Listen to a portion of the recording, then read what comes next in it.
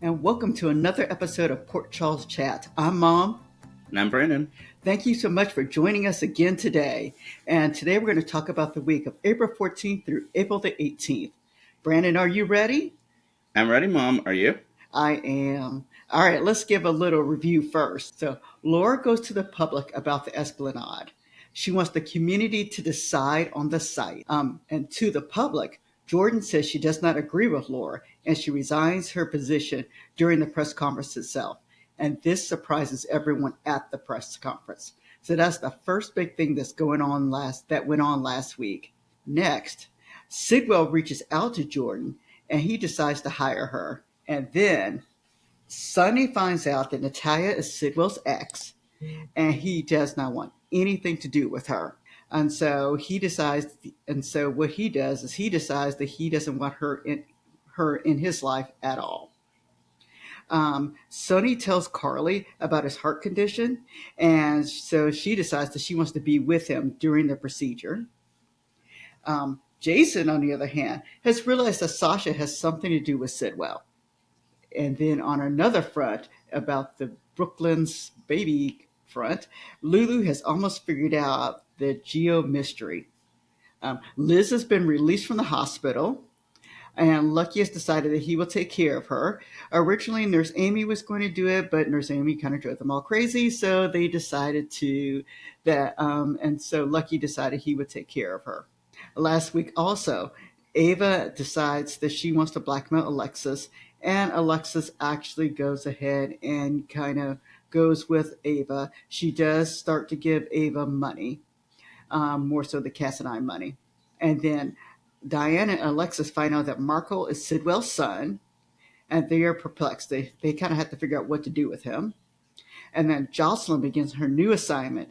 She meets the professor that she's been assigned to work with. Emma is also in the same class as Jocelyn. And then Jocelyn also goes to the hospital because her ankle's hurting, and she finds out she needs physical therapy. Brennan and Carly talk about Drew. And then Willow signs paperwork that makes Drew in charge of her children. And that is what happened last week. Brandon, did I leave anything out?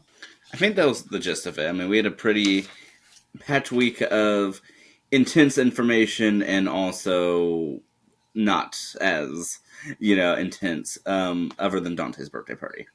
Oh, yeah. Dante's birthday party that came out of nowhere. All right. Now let's talk about some of the fun things. Let's talk about the performer of the week. You're going to be shocked. I think Sunny's the performer of the week. Um, I know, I see the look. But, it's been a while since I've given one to Sunny. I don't know if I've ever given Sunny the performer of the week since we started this. But he does have where I like that he was kind of had some words with Natalia. He's trying to figure out, I like the nice conversation he had with Carly.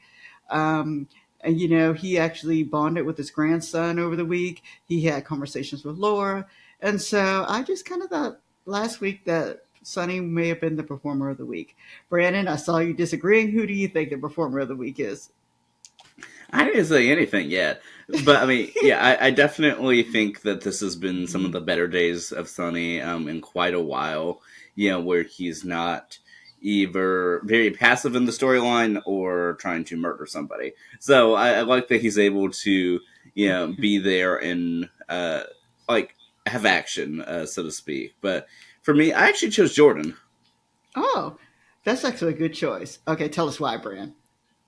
I really liked her actions, especially in the press conference. I think she definitely shocked Laura in her decision, although Laura had a heads up. I think it's just that, whereas it was going to be a mutual decision, that Jordan decided to just get on with it. So I definitely thought that was interesting. But I like the way that she was able to defend herself and work well within the action, and that her embodied communication, the facial expressions definitely worked with that. All right, sounds good. And as for amusing scene of the week, this has to go to Liz, Lucky, and Amy. I was rather amused by everyone who was in the house when Amy came through as the nurse, and Amy, who has not been seen in quite a while in General Hospital. She said some things here and there, but not in any type of significant manner. to see her come in and take charge and actually have some sort of comedic role, I thought that was kind of fun. And then it was fun watching Liz's whole family as they were watching Amy as Amy was telling them what to do. So that for me was the most amusing part of the week. All right, Brandon, what about you? Oh yes, that was easily the most amusing part of the week, and I liked that they had that storyline like continue on for different parts of the week. Although, of course, not the main storyline, I definitely quite enjoyed it, and so yeah, I thought it was enjoyable. But while she may no longer be the nurse, I do hope that she sticks around a little bit because I think that adds some fun and excitement to the show. But I do also have a favorite one liner from the week. All right, what's your one liner? So this is with Sonny and Dante right after Olivia has at it to Sonny, and Dante's like, "Do you just want to have me tell her why you won't be at Rocco's event?" And he was like, "No, I'm a big boy." Yeah. Yeah, that was amusing. I will say General Hospital does a really good job with the one-liners, so and I really enjoyed those. All right. As for touching moment of the week, there were several for me. First of all, I liked the scene between Molly and Rick. I liked that they got to spend time together. I liked the scene between Christina and Molly. I like that they're able to bond now. And then I really like the scene between Rocco and Dante. I thought they did a nice job with having them both speak and how Rocco kind of talked to him about some of the things that he was worried would the children would say about him, if he brought Sonny to class and things like that. So I really like those scenes. All right, Brandon, what about you? Oh, I definitely like those as well. And one I'd add to that is actually with Dante and Rick, just because I mean I don't think I've at least for the time I've been watching, I've never really even seen them in the same spot, let alone speaking to each other and on largely friendly terms. Now I know Christina was going to go in there to chat with Uncle Rick. I highly doubt that she was ever going to do that, even though she did walk in. But I like that it felt genuine that Dante was truly trying to check in on Rick. I know, and then you forget that Sonny has so many children that this is the uncle for all these children, and and is they just don't emphasize that at all. And actually, since Rick's been on, they barely mention that he and Sonny are brothers. It comes up every once in a while, but they rarely mention it. So it was nice to see that Dante did acknowledge that. Christina, of course, just because Molly's her sister, has acknowledged it, but that's about it. No one else has said anything about that. Alrighty. As for my fast forward moments, no shock here. Willow. And then the other one would be Kai and Trina again. They go in and out for me, and so this is not one of the weeks for me to bond with Kai and Trina. And so they were in my fast forward moments of the week. All right, Brandon, what about for you? Yeah, the kind Trina thing's getting kind of repetitive, and yeah, I mean, yeah, it's definitely repetitive. I'll leave that at that. And while of course last week was the one that had the whole Carly and Willow thing, I would say that the sort of continuation of the topic of even all of that, I think was just I don't need it. We've had this conversation over and over and over again. Yes, we sure have. And then where are you? I think Ned was missing this week. And Terry has been missing for a very long time. So come on back, Terry. We miss you. All right, Brandon, what about you? Yeah, so for me, my big one is Where Are You, Scout? She has been mentioned over and over and over again, and especially considering that Drew and Willow are apparently signing off each other's children.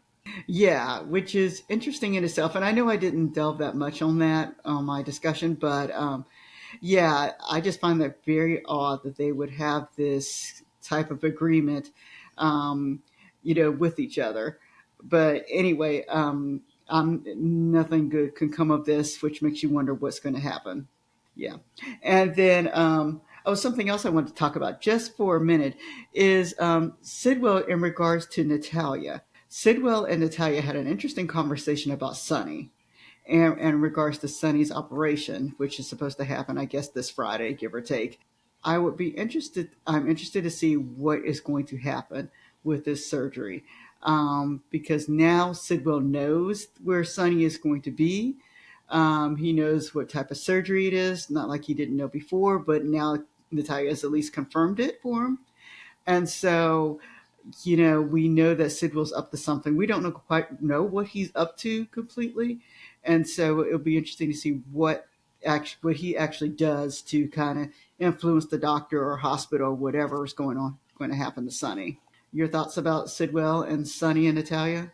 Yeah, I mean, surprisingly, despite the fact that we all thought that Natalia had really no point after Blaze left, you know, this storyline is sort of making it worth it. More so in the sense that now that Marco's also in the mix of all of this, that I like that I like the Marco Sidwell Natalia dynamic in that like it's actually moving some of that plot along. And as bad as it sounds worth the wait. But the question is, how quickly are they going to move on this? And I'll just say that, Mom, whenever you see today's episode for Monday the 21st, that it moves along quite well.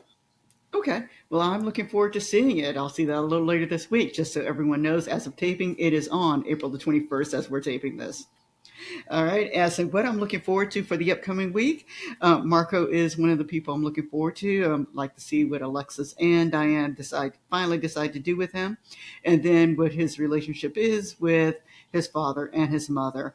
I'm curious later if they'll bring up Blaze and we see. Husband number two or boyfriend number two or whatever number two is to with Natalia, because that's someone else to bring into the picture of his family. And then, of course, Sonny's surgery that's coming up. I'd like to see where they're kind of headed that way. And then Jocelyn, because I'm kind of amused by whatever adventure she's going on. And so that's what I'm kind of looking forward to for this week. All right, Brandon, anything else that you're looking forward to? I'm interested in the fallout of the whole Jordan thing, and I'm glad that she's sort of able to commit to this whole undercover bit. But I'm curious as to who exactly is going to realize it. I mean, we saw that Curtis is quite suspicious, and even though she told Laura earlier, I don't know if her and Laura are really on the same page. So I don't. Of the people who even know she's undercover, I don't know if they're all on the same page with this and like what's undercover and what's real.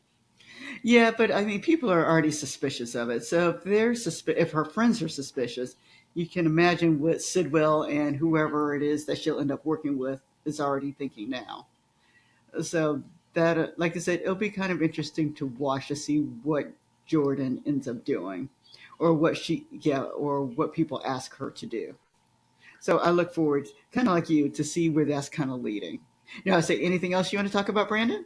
Yeah, and just like a further note on that too is Um, the fact that Jordan is, which has her real feelings that she does not believe that Laura should be all cozy with local mob boss Sonny.